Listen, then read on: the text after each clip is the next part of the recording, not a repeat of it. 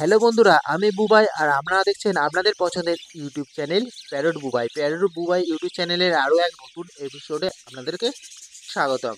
যে সকল বন্ধুরা নতুন করে যা পাখি পালন করবেন বলে চিন্তাভাবনা করছেন, বা যে সকল বন্ধুরা আপনাদের বার্ড সেটআপে নতুন করে যা পাখি নিয়ে এসেছেন, তাদের জন্য খুবই একটি স্পেশাল ভিডিও। ভিডিওর টাইটেল এবং থাম্বনেল দেখে আপনারা নিশ্চয়ই বুঝতে পেরে গেছেন যে আজকের ভিডিওটি কী হতে চলেছে। হ্যাঁ বন্ধুরা, ঠিকই ধরেছেন। আজকের বিষয়টি হচ্ছে জায়া পাখির বাচ্চা হওয়ার পর কী করণীয়। আমরা যে জায়া পাখি যে পালন করছি, সেই জায়া পাখি যখন প্রথম ডিম ফুটে যখন বাচ্চা হয়, তো সেই সময় আমাদেরকে কী কী করতে হবে, কী খাবার দিতে হবে, কী মেডিসিন দিতে হবে, কেমন কী টেক কেয়ার করতে হবে, সব কিছু নিয়ে এই ভিডিওর মধ্যে ডিটেলস আলোচনা করেছি। তাই বন্ধুরা, আপনার কাছে ছোট্ট রিকোয়েস্ট, ভিডিওটি শুরু থেকে শেষ পর্যন্ত দেখুন, যাতে ভিডিওটি ভালোভাবে বুঝতে পেরে যান। তো ভিডিওটি যদি ভালো লাগে তাহলে প্লিজ একটি লাইক করবেন, কমেন্ট করে জানাবেন ভিডিওটি কেমন হয়েছে, এবং সাবস্ক্রাইব করে পাশে থাকা বেল বাটনটি পুশ করে অল করে দিন, যাতে আমার চ্যানেলে নতুন নতুন পাখি রিলেটেড ভিডিও আপনাদের কাছে নোটিফিকেশান হিসাবে সর্বপ্রথম চলে যায়। তো বন্ধুরা, দেরি না করে ভিডিওটি শুরু করা যাক। জাওয়া পাখি একটি ভালো বিড়ার পাখি, এটা আমরা সকলেই জানি। প্রায় সকল বিড়াররা কম বেশি করে জাওয়া পাখি পালন করে থাকে। অনেক সময় বন্ধুরা আমরা দেখতে পাই যে জাওয়া পাখির বাচ্চা ডিম থেকে ফোটার পর কয়েকদিন বেঁচে থাকার পরেই মারা যায়। কেন এমন হয়ে থাকে বন্ধুরা? এই সমস্যা থেকে আপনাদের রক্ষা পাওয়ার জন্য আজকের এই ভিডিওটি। আজ আমি আলোচনা করব জায়া পাখির বাচ্চা ডিম থেকে বের হওয়ার পর কী ধরনের খাবার দেব, কীভাবে ছোট বাচ্চাদের দেখভাল করবেন, কী ধরনের এই বাচ্চাদের থাকাকালীন ভিটামিন ক্যালসিয়াম দেব, কীভাবে ছোট বাচ্চা থেকে বড় করতে কেমন কি আমাদের পদক্ষেপ নিতে হবে। তো এ টু জেড পুরো একদম আপনার কাছে ডিটেলস শেয়ার করব। আমরা সকলেই জানি জায়া পাখি 4 থেকে শুরু করে 7টি পর্যন্ত ডিম দিয়ে থাকি, আর সেই ডিমের ঠিকঠাক তা দিলে 18 থেকে 20 দিনের মধ্যে ডিম ফুটে বাচ্চা বের হয়ে থাকে। ডিম থেকে বাচ্চা বের হলে ভালো মানের কেয়ার করতে হবে, বিশেষভাবে সতর্কতা অবলম্বন করতে হবে আমাদের। বা অনেক বিড়ারা জায়া পাখি ডিম পারলে ওই খাঁচাতে হচ্ছে কি নোট করে রাখে, বা ওই খাঁচার গায়েতে একটি কাগজে পাখি কটা কি ডিম পারলো, বা পাখির প্রথম ডিম কোন তারিখে পেড়েছে, সেই সব কিছু লিখে রাখে। এবং প্রথম ডিমটি যখন যেই তারিখে পেড়েছে, সেই তারিখ থেকে 18 দিন পরে ওই ব্রিডিং বক্স বা হাঁড়ি চেক করলে বোঝা যাবে যে বাচ্চা কখন ফুটেছে, বা আর ফুটতে কতদিন বাকি। যখনই প্রথম ডিম পাড়ার পরেতে যখনই 18-19 দিন হয়ে যাবে, তারপরেই আমাদেরকে চেক করতে হবে। আর যখনই দেখবো যে বাচ্চা ছোট হয়েছে, তখন আমাদের বিশেষভাবে কেয়ার করতে হবে, না হলে বাচ্চা বাঁচানো সম্ভব হবে না। স্পেশাল কেয়ার না করলে বাচ্চা বেশি দিন বাঁচবে না, তাড়াতাড়ি বাচ্চা বেড়ে উঠবে না। আর বাচ্চা যদি বড় হয়ে যায়, তাহলেও বাচ্চার হেলথ ভালো হবে না। অ্যাডাল্ট পাখির পরবর্তী ব্রিডিংয়ে সমস্যা হয়ে যেতে পারে। আমাদের ভিডিওতে যেসব পদ্ধতি, খাবার, মেডিসিন সব কিছু এক এক করে বলবো আপনাদের কাছে। এই বিষয় সম্পর্কে পূর্ণ ধারণা নিয়ে ব্রিডিংয়ের দিকে এগোলে আপনাদের জায়া পাখি বাচ্চা দ্রুত বড় হবে, হেলথ গ্রোথ ভালো হবে, এবং অ্যাডাল্ট পাখিগুলো পরবর্তী ক্লাসে ভালো মানের ডিম বাচ্চা করবে। বন্ধুরা, প্রথম যে বিষয় নিয়ে বলবো তা হলো পুষ্টিকর খাবার। জায়া পাখির বাচ্চা যখন ডিম ফুটে বেরোবে, তখন আমাদের কী ধরনের খাবার দেব, যা অ্যাডাল্ট পাখি খেয়ে বাচ্চাদের সহজেই খাওয়াতে পারে, এবং বাচ্চা পাখি সেই খাবার যেন সহজেই খেতে পারে, আর সেই খাবার খুব তাড়াতাড়ি বাচ্চারা হজম করতে পারে, সেদিকে আমাদেরকে বিশেষভাবে লক্ষ্য রাখতে হবে। জায়া পাখি সব ধরনের খাবার খেতে পছন্দ করে থাকে, কিন্তু পাখির বাচ্চা যখন হয়ে যায়, ওই সময় কিন্তু সব ধরনের খাবার আমাদের দিলে চলবে না। সব রকম খাবার দিলে বাচ্চার হজমের সমস্যা চলে আসবে। যখন আপনারা বুঝবেন যে জায়া পাখির বাচ্চা হয়েছে, তখন আপনাদেরকে সফট ফুড দিতে হবে। আমরা সকলেই জানি সফট ফুড খুবই নরম একটি খাবার। এই খাবার মা পাখি খুব সহজেই খেতে পারে, আর তার বাচ্চাদের খুব সহজেই খাওয়াতে পারে। এই সফট নরম হওয়ার জন্য বাচ্চারা সফট খেয়ে তাড়াতাড়ি হজম করতে পারে, এবং বাচ্চারা তাড়াতাড়ি বড় হতে থাকে। বন্ধুরা, সফট ভালো বাচ্চা হলে আগের তুলনায় পরিমাণ বাড়িয়ে দেবে। শুধুমাত্র সফট দিলে চলবে না, পাখির খাঁচার মধ্যে সিড মিক্স সর্বক্ষণ রাখতে হবে। অ্যাডাল্ট পাখি সফট যেমন খাবে, তার সঙ্গে সিড মিক্সও খাবে। শুধুমাত্র সফট কখনোই দেবেন না।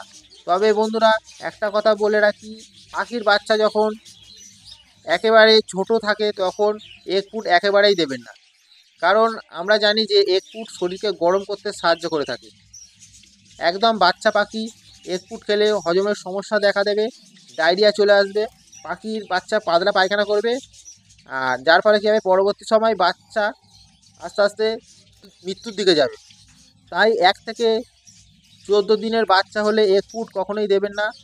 আপনারা চিড়ে ভেজানো সাদা ভাত এইসব সপ্তাহে 1 দিন করে দিতে পারেন। তাছাড়া সবুজ শাকসবজি 2 দিন ছাড়া ছাড়া দিতে পারেন, অর্থাৎ 2 দিন গ্যাপ রেখে রেখে আপনারা সবুজ শাকসবজি দিতে পারেন। আমরা সকলেই জানি যে শাকের মধ্যে প্রচুর পরিমাণে পুষ্টি গুণাগুণ আছে, যা পাখির শরীর স্বাস্থ্য ঠিক রাখতে সাহায্য করে থাকে। শাকের মধ্যে কলমি শাক, লেটুস পাতা, তুলসী পাতা, ধনে পাতা, লাল লোটে প্রভৃতি আপনারা শাক অল্টারনেট করে 2 দিন ছাড়া ছাড়া দিতে পারেন। বন্ধুরা, পরবর্তী পয়েন্ট হিসাবে বলবো ক্যালসিয়াম জনিত যে সমস্ত উপাদানগুলি রয়েছে, যেমন হচ্ছে সমুদ্রের ফেনা যেটাকে বলা হয়ে থাকে, ক্যাটেল ফিশ বোন, মিনারেল ব্লক, ডিমের খোসা, ব্রিড প্রভৃতি জিনিস খাঁচার মধ্যে সর্বক্ষণ দিয়ে রাখতে হবে। আপনারা যদি পাখি কলোনিতে পালন করেন তাহলে কলোনিতে এই সমস্ত উপকরণ দেবেন, আর যদি সেপারেট কেজে পালন করে থাকেন তাহলে সেপারেট কেজের মধ্যে এই সমস্ত উপকরণ সবসময় দিয়ে রাখতে হবে। অ্যাডাল্ট পাখিরা তাদের সময় মতো ক্যালসিয়াম মিনারেলের ঘাটতি পূরণের জন্য এই সমস্ত উপকরণকে বাচ্চাদেরকে খাওয়াবে। আর বাচ্চার শরীরে যদি ক্যালসিয়াম জনিত কোনো কিছু সমস্যা হয়ে থাকে তাহলে তা দূর হয়ে যাবে। বন্ধুরা, পরবর্তী পয়েন্ট নিয়ে যে আলোচনা করব, সেই জিনিসটার কারণে আমাদের অধিকাংশ সময় পাখি মারা গিয়ে থাকে, পাখি অসুস্থ হয়ে যায়।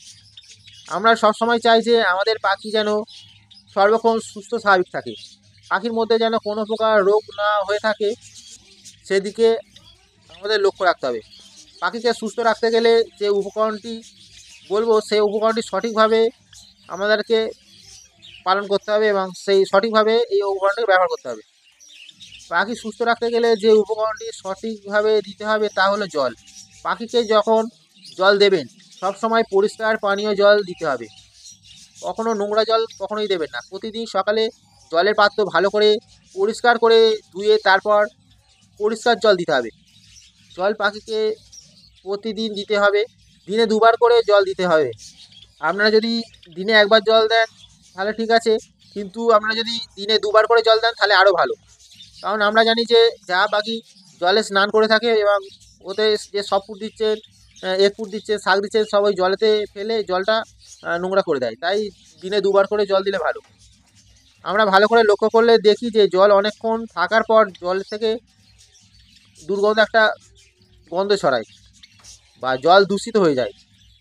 এই নোংরা জল অ্যাডাল্ট পাখি খেয়ে তার বাচ্চাদের খাওয়াতে যাবে, যার ফলে কী হবে, এই জলবাহিত বিভিন্ন রকম রোগ অ্যাডাল্ট পাখি এবং তার বাচ্চার শরীরে চলে যাবে।